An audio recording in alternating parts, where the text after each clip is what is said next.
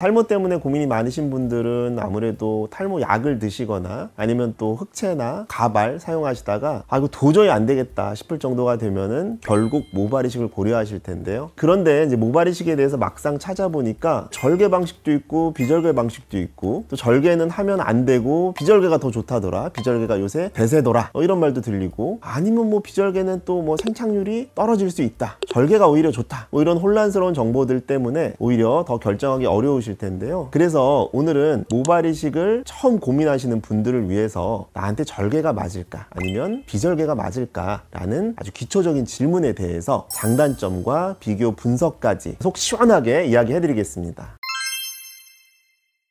특히 모발 이식을 결정할 때 우리 헷갈리는 통증, 흉터, 비용 무시할 수 없죠. 또 마취 방법, 이식 방법, 그리고 중요한 생착률, 그리고 본인한테 맞는 수술법에 대해서 구체적으로 비교를 해볼 텐데요. 우리 영상 끝까지 보시면 모발 이식 수술에 대해서 정확하게 볼 수 있는 안목이 생기실 겁니다. 자, 우선 제일 먼저 절개법과 비절개법에 대해 생소하신 분들을 위해 두 가지 방법을 소개하자면, 절개법은 후두부에 있는 두피 자체를, 두피를 필요한 만큼 이렇게 절개로 떼어내고 절개한 부위의 모낭을 하나씩 이렇게 분리하는 그런 방법입니다. 절개법은 우리 한 번에 많은 양의 모낭을 얻을 수 있고, 또 모낭 손상률을 비교적 낮추기 쉽다는 점이 강점이라고 볼 수 있죠. 수술 시간이 상대적으로 비절개에 비해서 짧고, 그리고 광범위한 탈모를 커버할 때 적합하다고 볼 수 있습니다. 탈모 진행이 전두부 이렇게 좀 많이 되신 분들이 있죠. 보통 5,000모, 6,000모 이렇게 진행이 많이 되셔서 많은 모수가 필요할 때는 절개법이 조금 유리할 수도 있습니다. 자, 하지만 절개 부위가 아무는 과정에서 통증이 가장 큰 단점이 될 수가 있고요. 흉터가 얇은 선으로 남긴 하지만 머리카락이 자라면 흉터는 사실 잘 보이진 않습니다. 하지만 머리를 좀 짧게 치는 경우에는 얇은 선 하나가 티가 날 수는 있겠죠. 자, 이제 비절개법에 대해서 설명을 하자면, 비절개법은 펀치라는 기구를 통해서 모낭을 일일이 하나씩 펀치해서 직접 채취하는 방식입니다. 완전히 생 노가다죠. 비절개법의 장점은 말 그대로 절개를 하지 않기 때문에 긴 절개선이 생기지 않고 어떤 눈에 띄는 흉터가 좀 덜하다는 장점이 가장 크죠. 또 하나는 통증에 대한 얘기인데요. 비절개법은 절개법에 비해서 수술 후에 통증이 훨씬 적다는 장점이 있습니다. 개인적으로도 요즘에는 흉터 걱정 또는 통증 걱정 때문에 절개보다는 비절개법을 선호하는 분들이 훨씬 많이 늘고 있다고 느끼고 있습니다. 다만 모낭을 하나씩 뽑다 보면 어떤 채취 시간이 좀 길어질 수가 있고, 저처럼 좀 경력이 오래된 의료진은 사실 경험이 많기 때문에 해당되진 않지만, 일반적으로 절개법에 비해서 비절개법은 모낭 손상률이 좀 높아질 수가 있어요. 쉽게 생각해서 처음 하시는 선생님들은 모낭을 채취할 때 모낭이 좀 잘릴 수가 있거든요. 그래서 대량 이식을 비절개로 한다고 했을 때는 어떻게 보면 조금 불리할 수가 있죠.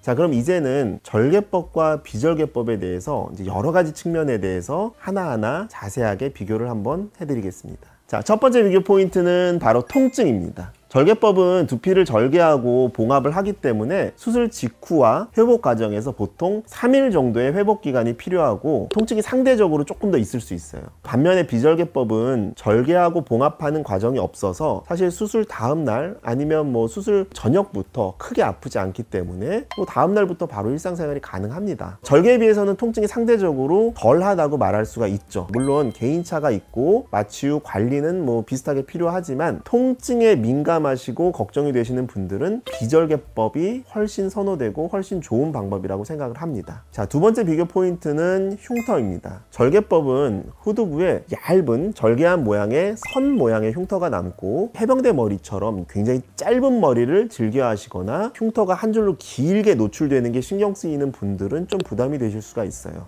그렇다고 비절개가 아예 흉터가 없냐? 또 그건 또 아닙니다. 비절개는 펀치로 모낭을 하나하나 뽑기 때문에 보통 우리가 0.9, 1 정도 되는 펀치를 사용을 하거든요. 그러니까 작은 점 흉터가 여러 개 남는다 생각을 하시면 될 것 같아요. 눈에 잘 띄지는 않지만 흉터가 있긴 있습니다. 그래서 정확히 말하면 비절개법이라고 해서 흉터가 전혀 없다라기보다는 잘 보이지 않는 흉터가 여러 점으로 분산된다 라고 생각하시는 게 좀 더 맞는 표현입니다. 그래서 비절개법은 보통 우리가 3,000모 기준으로 했을 때 우리가 모낭을 한 1,300, 400개 모낭 정도 채취하기 때문에 때문에 그 정도 얇은 구멍이 생긴다고 생각을 하시면 될 것 같아요. 그 점 흉터가 한쪽에 너무 몰려 있으면은 오히려 보기가 안 좋기 때문에 채취할 때 최대한 뽑는 포인트들을 분산시켜서 해야 흉터를 조금 더 분산시키기 때문에 흉터가 좀 안 보입니다. 그래서 비절개법도 흉터가 너무 모여 있으면 크게 보인다. 이거를 뽑는 것도 하나의 기술입니다. 자, 세 번째 비교 포인트는 사실은 비용, 무시할 수 없죠. 자, 아무래도 모발 이식 비용이 조금 고가의 수술이다 보니까 이 부분도 사실 굉장히 중요한 포인트입니다. 보통은 절개법이 비절개법보다는 상대적으로 조금 더 저렴한 편입니다. 왜냐하면 생각해 보세요. 비절개법은 채취하는데 시간이 훨씬 더 오래 걸리고 또 숙련된 그런 인력이 많이 투입되어야 하거든요. 그래서 비용 부담을 따져보시는 분들에게는 비절개법보다는 절개 비용이 조금 더 합리적으로 느껴질 수가 있습니다. 쉽게 생각해서 이제 절개는 우리가 채취하는데 보통 뭐 3,000모든 4,000모든 한 30분 정도면 채취가 끝나요. 자, 비절개는 보통 3,000모 기준으로 말씀드리면 채취 시간만 대략 한 1시간 반 정도 소요가 됩니다. 그러니까 30분과 1시간 반 거의 3배 차이가 나잖아요. 그렇기 때문에 그만큼의 노동이 많이 들어가기 때문에 비용이 비싸다고 이해를 해주시면 감사하겠습니다. 하지만 병원마다 아니면 뭐 의사마다 수술 방식과 개인의 숙련도가 다르다 보니까 절개와 비절개의 비용 차이가 클 수도 있습니다. 어떤 곳은 비절개가 절개보다 뭐 한 2배 정도 비싼 곳도 있지만 저희 병원 같은 경우는 그래도 환자분들이 최대한 합리적으로 좀 느끼실 수 있도록 대략 한 30% 정도 차이가 나게 진행을 하고 있습니다. 조금 더 디테일한 비용은 모낭 수나 어떤 수술 난이도에 따라서 또 달라질 수 있기 때문에 자세한 건 보통 한 2-3곳 정도 병원에서 직접 견적 상담을 받아보시는 게 가장 좋습니다. 자, 네 번째 비교 포인트는 바로 마취입니다. 마취 영역이 되겠죠. 일단은 저희 병원에서는 주로 모든 수술에 대해서 국소 마취로만 진행을 하고 있습니다. 절개법이라고 해서 꼭 수면 마취를 해야 하는 건 아니고 넓게 절개하는 경우라도 부분 마취, 국소 마취로 충분히 커버가 가능합니다. 자, 그리고 비절개법도 마찬가지로 국소 마취 후 모낭 채취가 진행이 됩니다. 차이가 있다고 한다면은 비절개법의 경우에는 채취해야 되는 범위가 굉장히 넓죠. 우리 삭발 범위 넓기 때문에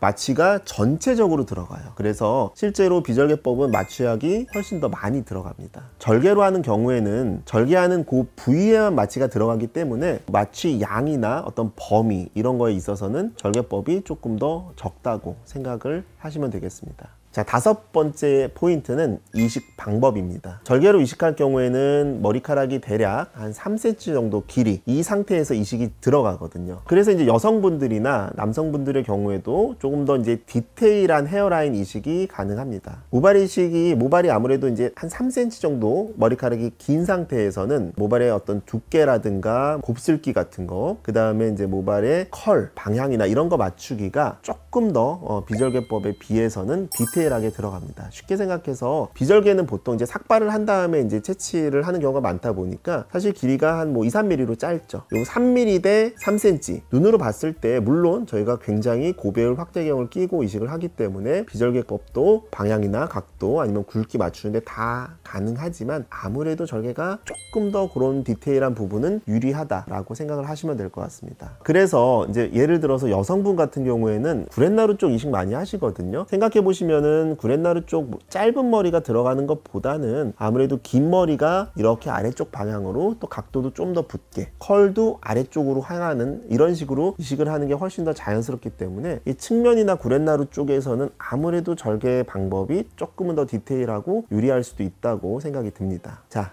여섯 번째 포인트는 바로 생착률입니다. 절개법은 모낭 손상률을 낮출 수 있어서 생착률이 비교적 안정적이라는 장점이 있죠. 그래서 비절개법의 경우에는 예전에는 모낭 손상률이 더 높다는 우려가 있었지만 요즘에는 사실 장비나 기술이 발전하면서 과거에 차이가 난다고 생각했던 것들이 지금은 크게 차이가 나지 않는다고 생각이 듭니다. 생착률을 결정짓는 포인트는 채취 방법보다는 어떤 이식 부위의 두피 상태, 사후 관리, 또 모낭 상태, 또한 어떤 방식으로 했는지 그 의사의 어떤 스킬들, 경험들 이런 것들이 조금 더 중요하게 생각이 듭니다. 생착률은 예전에는 그래서 절개에 비해서 비절개가 조금 떨어지지 않냐 이런 얘기들을 의사끼리도 했었다면 실제 요새 이제 의사들끼리 만나서 이제 뭐 학회나 이런 데서 얘기를 해보면 생착률 갖고 차이를 얘기를 하지 않습니다. 그래서 절개와 비절개는 방법에 따른 생착률 차이는 없다 이렇게 보셔도 무방합니다. 자, 이렇게 6가지 포인트로 절개와 비절개에 대해서 비교를 해봤는데요. 굉장히 빨리 말씀드렸어요. 사실 디테일하게 조금 더 말씀드릴 수도 있는데 그럼 너무 복잡해질 것 같으니까 간단하게 설명을 드렸습니다. 자, 그렇다면 나한테는 과연 어떤 수술법이 맞을까?